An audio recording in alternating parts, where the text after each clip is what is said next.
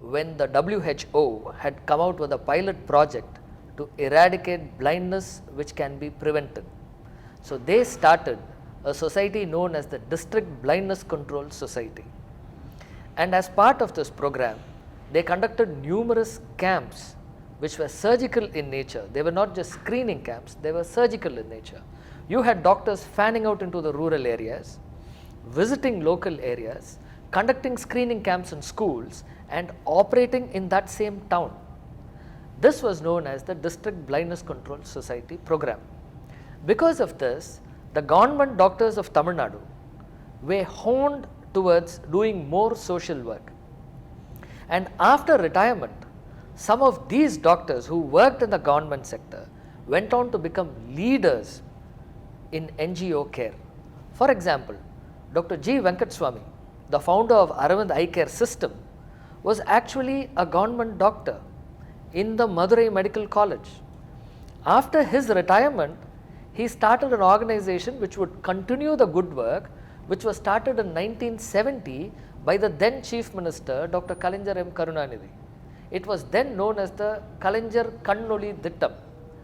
So from there, you have this genesis of numerous eye care systems in Tamil Nadu, which gave them an advantage and a jump start which was not available to the rest of India.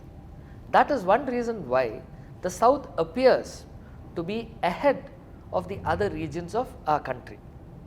Another historical reason is that after the creation of the Moorfields Eye Infirmary in the 18th century in London, the second eye hospital in the world was started in Chennai. Therefore, because of these historical reasons, the South has always had a jump start, a lead in the field of ophthalmology. Additionally, we also had the Christian Medical College Hospital in Vellore, which was started by Dr. Ida Scudder, a contemporary of Mahatma Gandhiji.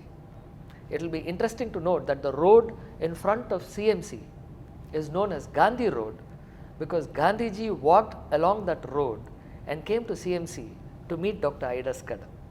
Well, all these stories are anecdotal, but what I am trying to tell you is that the South, especially Tamil Nadu, has had historical advantages because of these pioneers in public health care. Eye care awareness in rural areas in Tamil Nadu is much higher when compared with the awareness in the other parts of India. The reason being, the government was always there to drive these District Blindness Control Society programs on a war footing. Therefore, people are aware of free eye camps. They know that if they have a problem, they just have to wait for a month until some institution or the other comes and conducts an eye camp. So that awareness is very high. But affordability, that's a different question. They are aware they have a problem, so they seek medical advice and help. They go to the government schools, colleges, hospitals, primary health centers. There is a good network, but there is a disparity in the quality of healthcare as perceived by the public. I say as perceived by the public because the doctors in the government hospitals are our colleagues, we are all the same, but the perception in the mind of the common man is that when he goes to a private setup, he will get better quality care. This is a perception and it is working out even today. So although there are 80% of the doctors in Tamil Nadu in government service and only 20% of the doctors are in private service, when it comes to healthcare delivery, 60% of the healthcare is delivered by the private sector and only 40% is delivered by the government sector. So is there public awareness? Yes, there is. And there is a public perception too, because of which Tamil Nadu has certain unique issues. Number one, we have lots of public health centers, we have lots of private hospitals. Pertaining to ophthalmology, we have a wonderful network of social welfare programs. We have private players like Aravind Eye Hospital who do about 300,000 surgeries per year.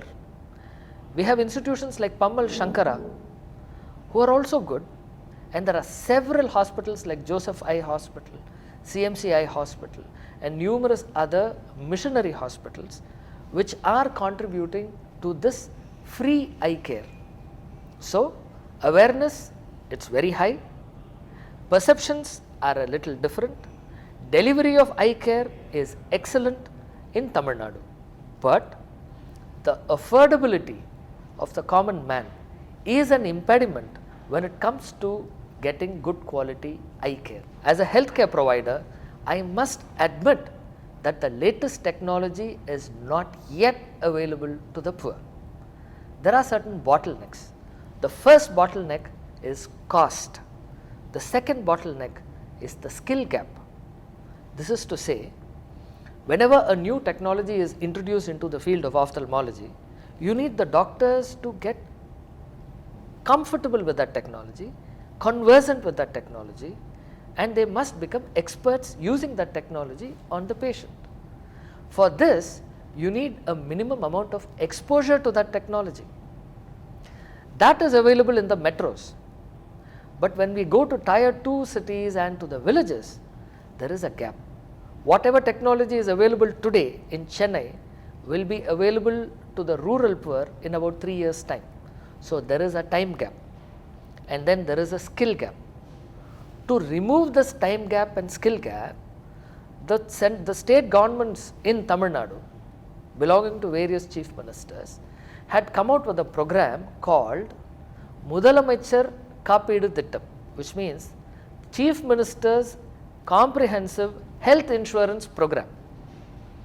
In this comprehensive health insurance program, you have a list of diseases for which you have a list of prescribed surgeries which will be done cashless for the poor, but the hospital will be refunded the fee by the government through a third party. For example, there was one insurance called Star Insurance Program.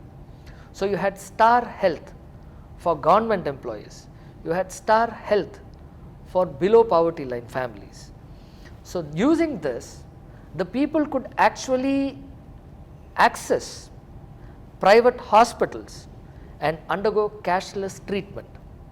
This is a solution in itself, but I think we have to think out of the box and come out with something better. It works, but I think it should work better. And how do we overcome the skill gap that we face in these rural or non-metro areas? I was talking to you about the time gap which technology takes to reach to the common man, and I was also telling you about the skill gap.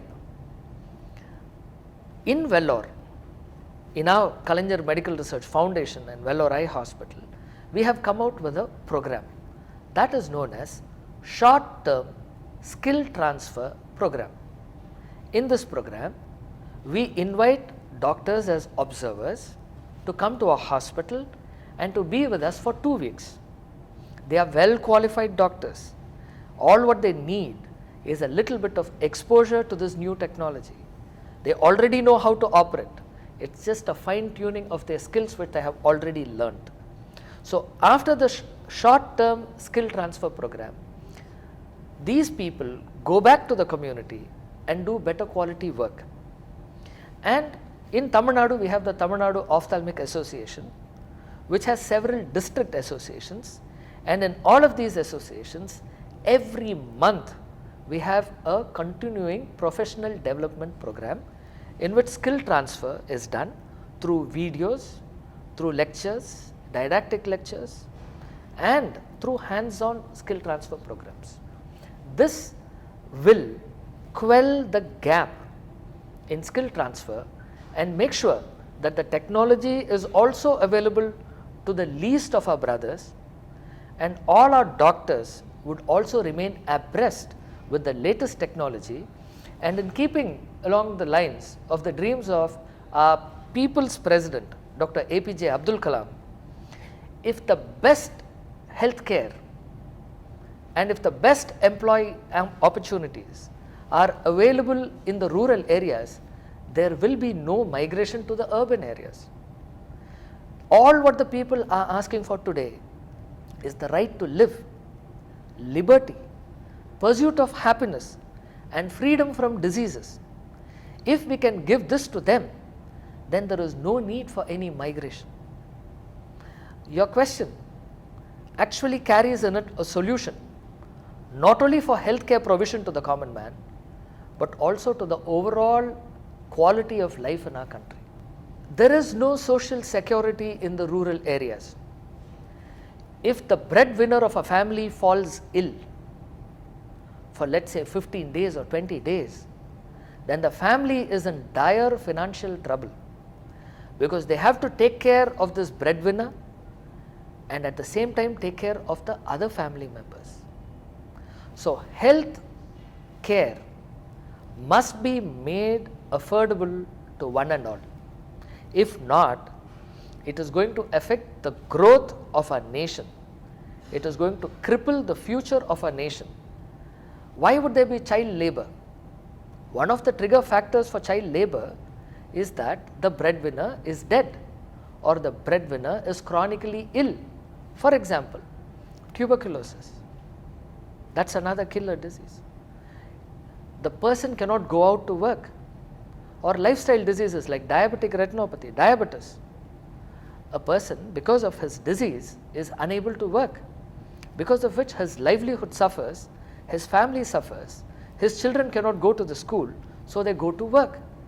So there's high dropout rate, there's child labor, the future of our country is affected because of not addressing the healthcare requirements of our poor people. Public-private partnerships are very good when it comes to infrastructure development.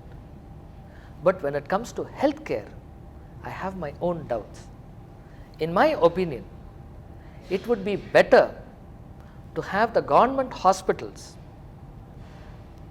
upgrade so that not just the Chennai based hospital or the Coimbatore based hospital has the latest gadgets, but even the district level hospitals have the same gadgets.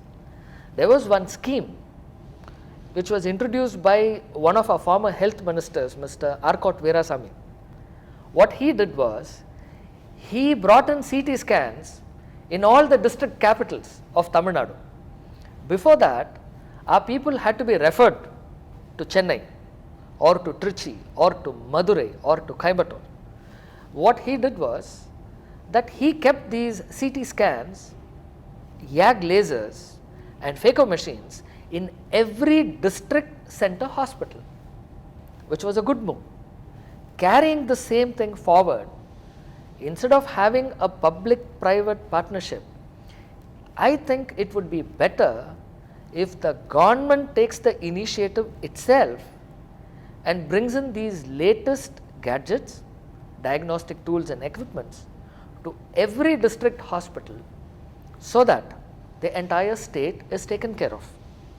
Another solution, as per my thoughts, is that instead of having larger districts like we have now, it would be better if we divide Tamil Nadu into 60 or more districts, so that we will have 60 or more district capitals, smaller units for administration, and each district will have a district center hospital, and there will be better quality of not just eye care but also health care, because no district will be wider than 60 kilometers.